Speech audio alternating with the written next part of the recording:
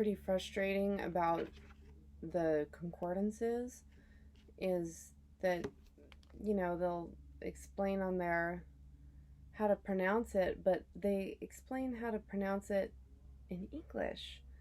And it's like, no, we have to learn, what do all those little dots mean? The indentations above the letter forms. So we know it starts with yod, y, yuh, the hey, the breath, yeah, and then we have the w, ooh, ooh,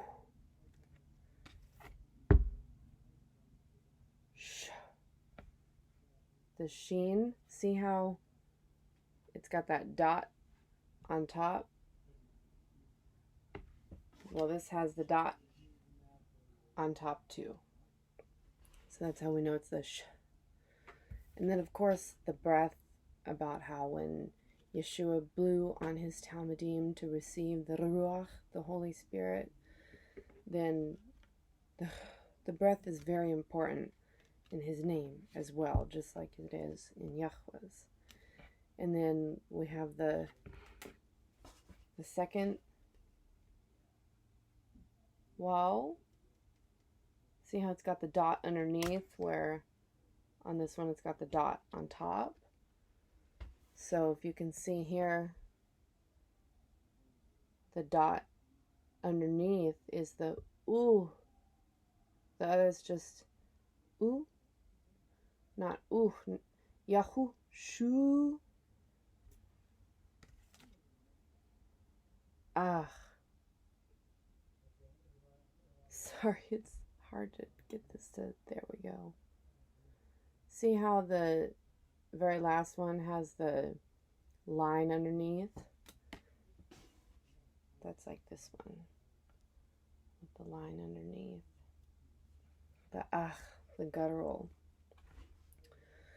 So, Yahu Shuach is the Hebrew way to say Yeshua's name. So now that we have that covered, I wanted to also read to you the meaning of his name in the Otiot. So I'm going to go ahead and put this back up. I'm going to just hold this on here while I read it to you guys. And hopefully you have your own cards to follow along. Another thing that I really recommend doing, because Alan Horvath, his videos, he's got one, it's about 52 minutes long on the Odiots. And see how, like, on my cards here, I have my notes. I mean, they get so much deeper. I mean, look at this one. There's like hardly any space left on there. And it's not just what Alan shares, what they mean. They're pictures. I was wondering that myself. It's like, well, where do you get the definitions for these Odiots? It's kind of like a question you might ask a language scholar. Where do you get the definition? The Ruach HaKodesh, it gives us a knowing. That's where we get the definitions. We know what we know. And just like this is a picture of a door. The doors move in and out, going from physical to spiritual. And doors can also dangle, like if it's a cloth door. And going through doors of the dimensions of space and time. They are self-explanatory with the picture, and when you see the occurrences in the Otiot, they have the same recurrences for the same meanings. Also, this is a book that I'm just starting to get into. Just got to start this morning. I am really looking forward to sharing with you guys the Melta, the revelation that I get from it in my upcoming videos. It gets into the mood and the roots, parent roots, child roots. I'm also going to get into the masculine and the feminine context. That was the big Melta that I had out of this one. And something else that you'll notice too after I cover Yahushua's name is that these Otiot definitions, they give you the same pictures in your mind and the same thoughts over and over. And that's how Yahweh knows that we need them right now. Our minds are so imperfect and we need that cyclical going around. Just like Alan explains in one of his videos, you see the tree, the Western mindset, you just pass by the tree and you forget about it. But the Eastern mindset, it's like, oh, how many times we go around this tree, we notice something different about the tree and we learn more about it and we get deeper knowledge of the tree. So that's how the word should be to us as well. So even though it sounds repetitive, the more we repeat something, the more ingrained it is in our hearts and on our minds. And we need to have Elohim deep in our heart and at the forefront of our mind to really be able to have our course on that straight and narrow path, which is so hard pressed and hard to find and hard to stay on with all the distractions in this world. So back to Yahushua's name.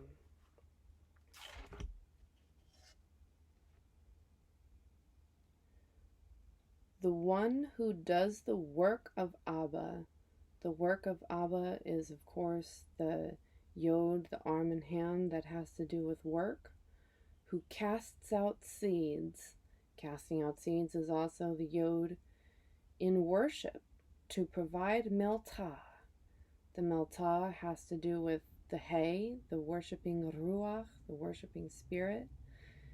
To those who are wanting to secure their pitching of tents with Elohim. Wow, we all want to pitch our tent with Elohim. Which joins them, that's also joining is the wow as well. To the way, which is hard pressed. That's sheen, pressing, like teeth pressing. Separating them, also these teeth are separating. That's why they're so far apart. Them from being joined to the fleshly men that take them away from Elohim, which gives them more and more spiritual sight and vision. That's ayin, the eye. And they're witnessing this. Witnessing the eye is the word and the Ruach HaKodesh converging in their nefesh. That also has to do with the eye. So I'm going to read that one more time without explaining which oats I'm on, just so you can kind of get the full shebang with this up again for you. The one who does the work of Abba, who casts out seeds in worship to provide Melta, to those who are wanting to secure their pitching of tents with Elohim, which joins them to the way, which is hard pressed, separating them from being joined to the fleshly men that take them away from Elohim, which gives them more and more spiritual sight and vision. And their witnessing this is the word and the Ruach HaKodesh converging in their nefesh. Nefesh is soul, the living experience. We take our nefesh with us. Our nefesh never dies. We go back to Abba Father, our nefesh. It's like a journal of our life. And our mannerisms are ingrained experiences but he'll wipe away all the tears when it's all over. We'll only have this stuff ingrained in us. The more time we spend, the more our nefesh will be overflowing with his joy. So how it starts off with and, it's amazing because just that and, let me turn to it in here also so you guys can see what I'm talking about. I really recommend getting this version, the English Hebrew parallel. Totally worth it because, man, getting the like Otiot translations from the modern Hebrew to be able to figure out, because sometimes you can't locate a word in the Strongs. I mean, maybe some of them are here, or if you go to a lexicon online, or there's also the interlinear New Testament translation. It's let me show you so you can see what I'm talking about.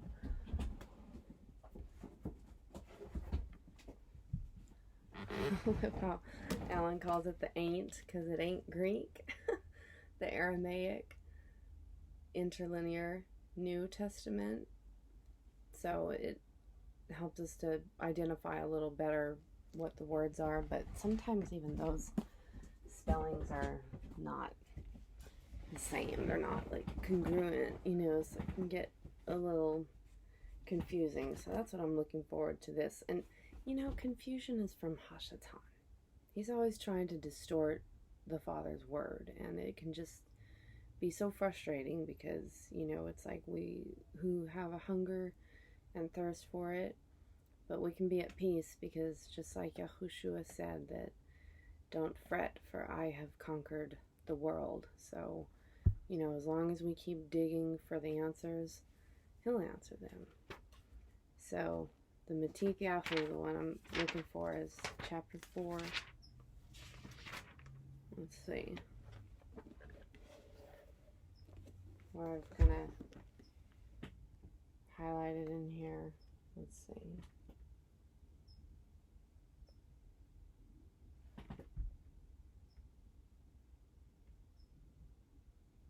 See how there's 1, 2, 3, 4 letter forms of the Hebrew before Yahushua's name? But then in English it's translated as and Yahushua.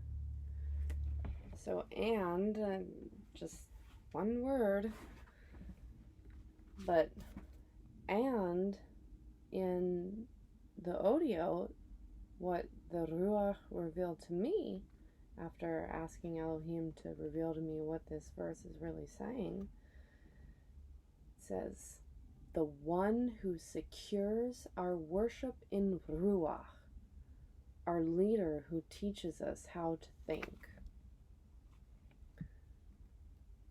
Here they are right here. The one who secures our worship in Ruach, our leader who teaches us how to think. If you have your Otiot cards or have a background understanding of what those mean, you'd see how the Ruach explained that to me, that's what that means. So already right there you can see how much the English version is lacking in what is really being said here. So it's like, if we want to secure our worship in Ruach, which is the only acceptable worship to Elohim, we have to allow, to submit to Yahushua's leadings and teachings on how to think. I'm going to make a video after this about how much the mind has an influence on who our headship is. It reveals who our headship is, what we allow our thoughts to dwell on. It's pretty important to remember that it all starts in the mind. So Yahushua, we covered his name, watches for sheep-like ones to be cultivated in his work See, we have the watching for sheep-like ones to be cultivated in his work, who he can open the door to, their actions of seeking cleansing in the Word. Open the door to their actions of seeking cleansing in the Word. The ones being gathered by the leader take his hand as students. So the ones being gathered who take his hand as students. The is a way to translate the hey as well. It also means the.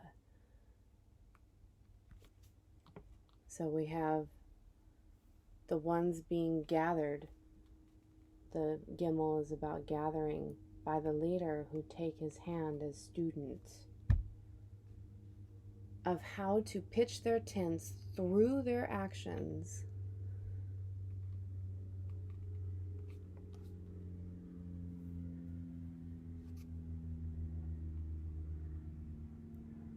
The Aleph has to do with yoking. Pitching tents is yoking. It's who we're setting up our house with.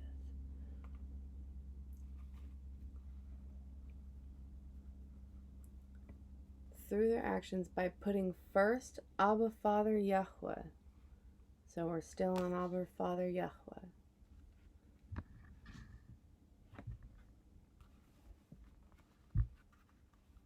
While working to add of